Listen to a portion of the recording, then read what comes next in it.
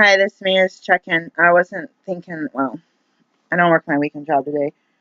I was thinking. Oh, I've made a decision to post some of my videos on like the last year, and when I stopped, 2000, I can't get it because it's the beginning of the year. So say 2015, no, 2016 maybe. There was a lot of chaos in 2016, so it very well could have been. Should I open this? It's like really dark. Hold on. It was like snowing. And now the sun is out. Oh gosh. Let me look outside. There was a girl out here yesterday got hurt. I'm gonna see if she's still out here. Well, this girl's got some like platform. No, it's the same girl. She's fine now. Oh god, I was like so scared she had a broken foot. Hold on. This girl, her brother is like in charge of the family. And there's like one brother's in charge, and there's another brother. He's the little brother of the family. And their dad is extremely tall, and one of the boys, I don't know, he's got to be at least 6'5". I don't know if the high schoolers. And the other boy, I can't, like, he could be a tall fifth grader, probably. I don't know. I can't tell. The girl is kind of short. She was hurt yesterday, and I had music on my earphones, these ones, over the ear ones, and I had been really unmotivated. I made a video saying, hey, I'm going to put some music on for a few minutes and then come back and see, like, let you guys know, because I wanted to share that it was one of those therapeutic things, and I've been going through a lot of hard times, like, most of my life, but I'm trying to, like, do what I can, I know, that works for me, and not, like, anyways, but I listened to music, and I was going to take some stuff out to the car late. My daughter got out of work really late, and I was going to just be like, I don't feel like going all this chaos outside, and something's like, go outside, take garbage out. No. So I went out with the music. I was like, just run it out, run it back in. Plus, it's cold and wet. I heard screaming, and I always hear screaming.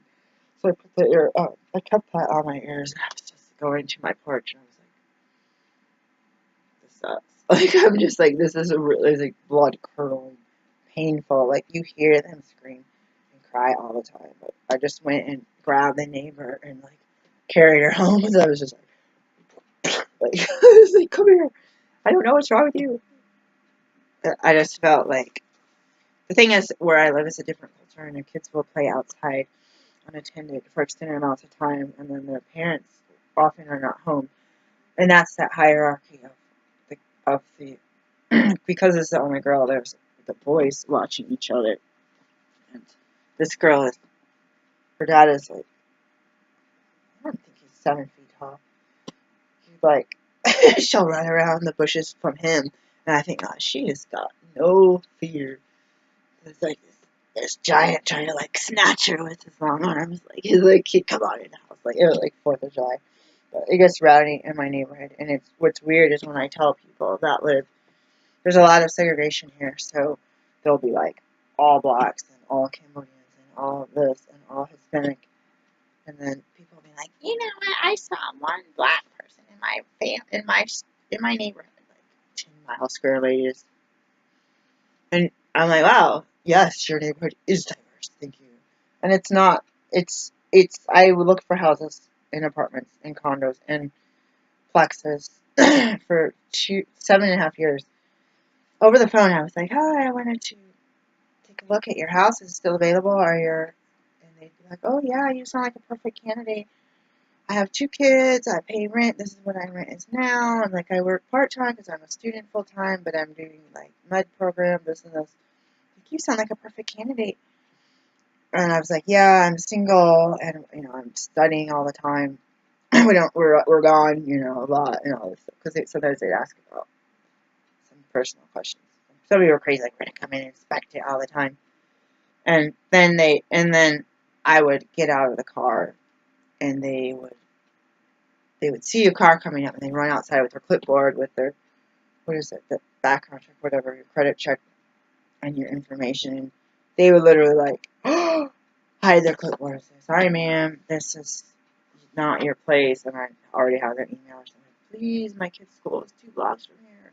My school is 5 minutes from here. I was like, 7.5 years of that. And it's like, then you get this $800 bill for daycare every month. And you're like, God, if we had that, like, for like an 8th grader and a 7th grader, and a 6th grader, and a 5th grader, you're like, God, they live, if we could have rented any of those houses, the kids could have walked 1 to 2 blocks home from school together, buddy system, and not gotten any bill. And I mean, you could even hire somebody to walk them home and feed them a snack for less than that.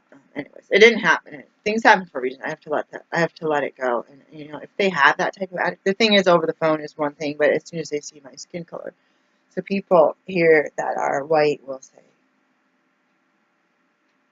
"Oh, I live in this neighborhood. Wow, there's no blacks in this town." But there's 21 houses here, and I think 17 of us are black, and the manager was at 18, but she just moved out. And it's surrounded by non-blacks, completely like that 10-mile radius, right? And they saw me and said, "Move in. We need your money." Like, they didn't want a vacancy. They didn't want to go. People were getting, because I'd call these other people back and be like, "So how's it? Is it still available?" "Yeah, it's still available." All these white people with Subarus and like labradoodles, hipsters with these hipster glasses. They want to think, "I had more qualified applicants than you." They would always say, and I'd contact him like, "So is it still available?" "Oh yeah, but we're not going to rent you." And I'd be like, they would be like, "No, it's still available." All those 6 people that I just did a credit check, they all had really bad credit.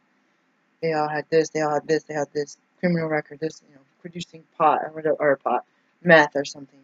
So it was so hard on paper.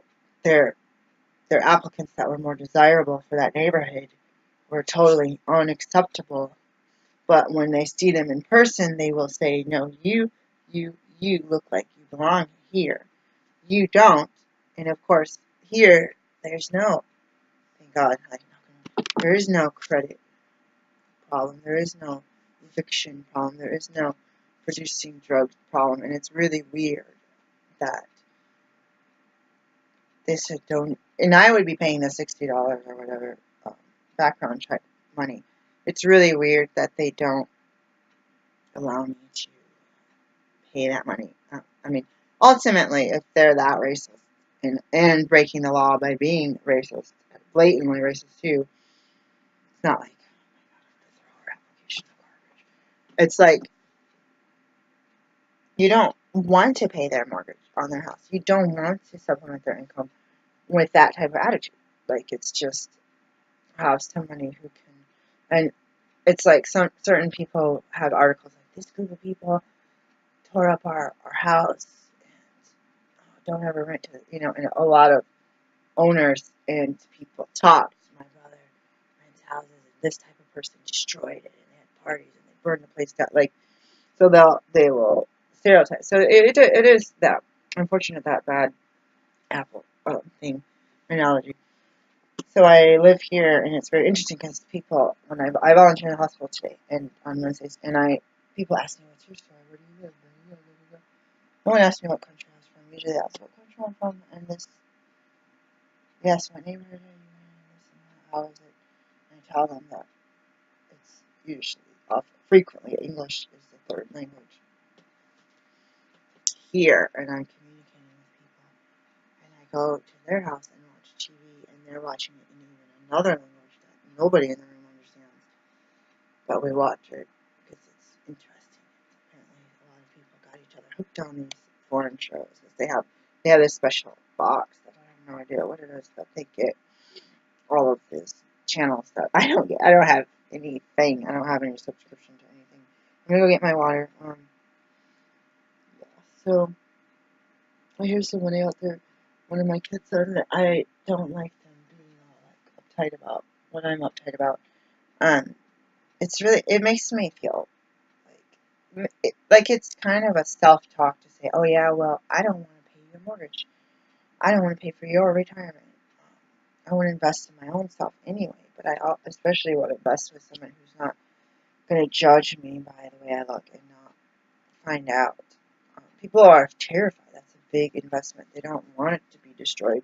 I'm trying to give somebody some empathy, but it unfortunately makes a big group of people stuck.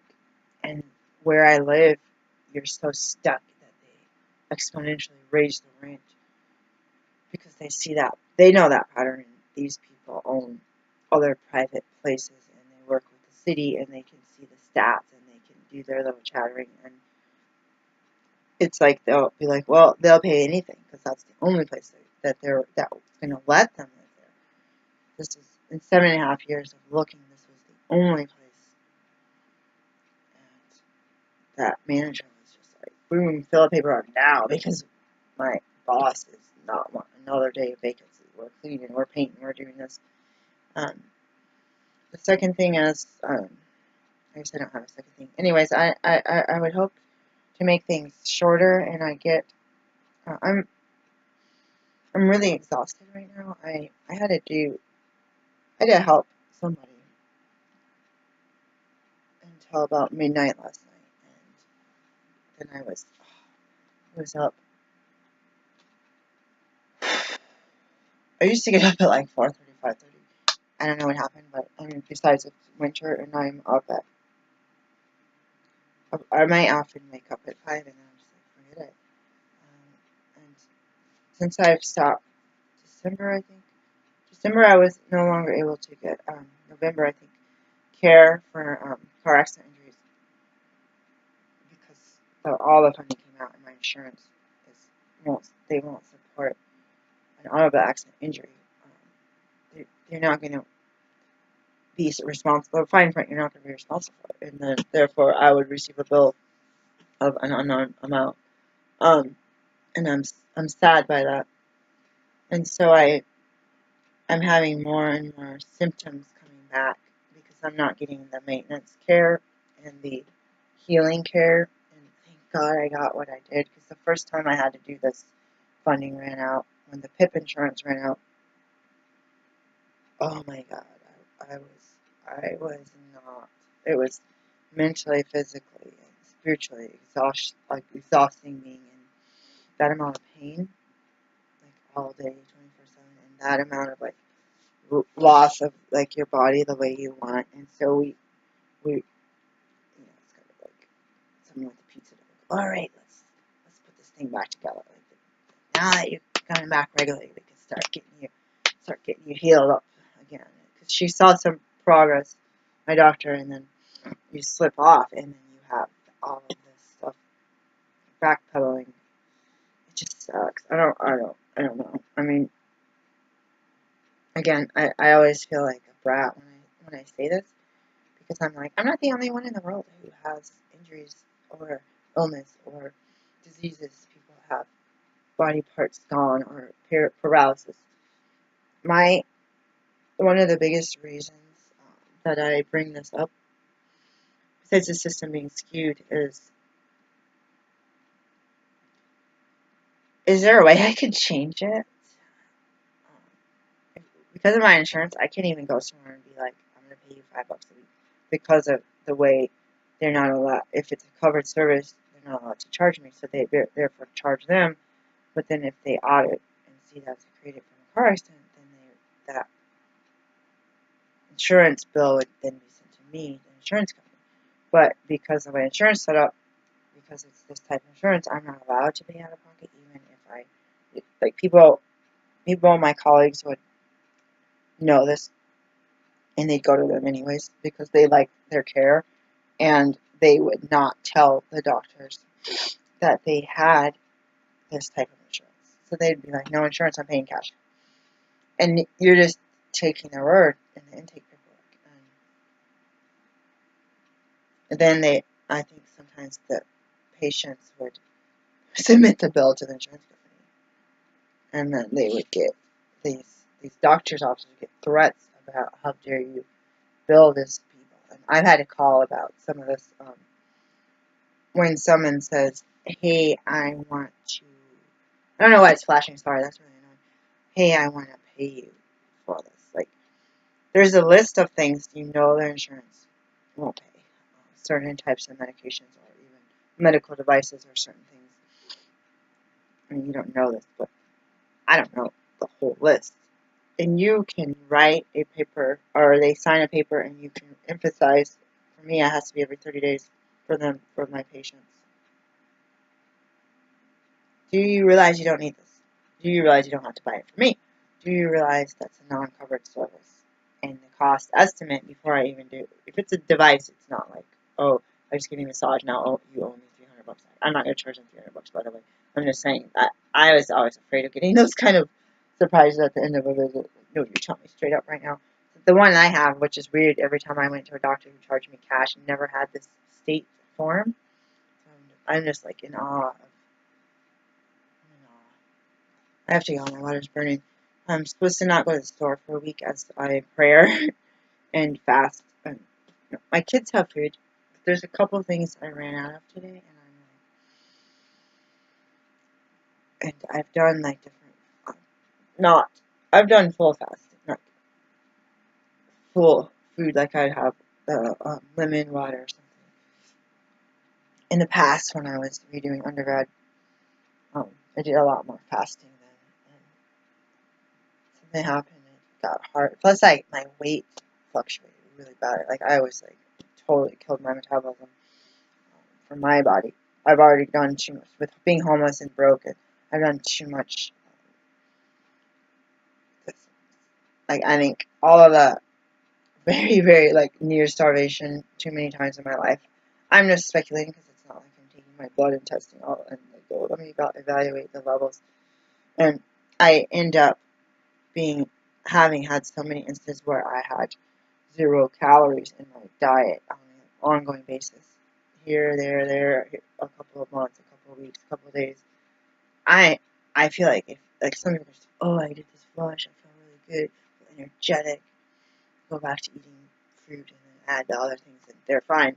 Me, I feel like I'm not even eating, and I'm gaining 10 pounds in a week just from fluid. It's just like hard everything. Oh my god, like there's some other issues. I think some of it also for my body is stress.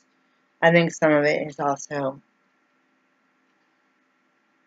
abuse, trauma related. I will, several times I said, I want to be large to keep myself from keep my heart and keep my everything from being, I'm farther from you. My belly's out to here.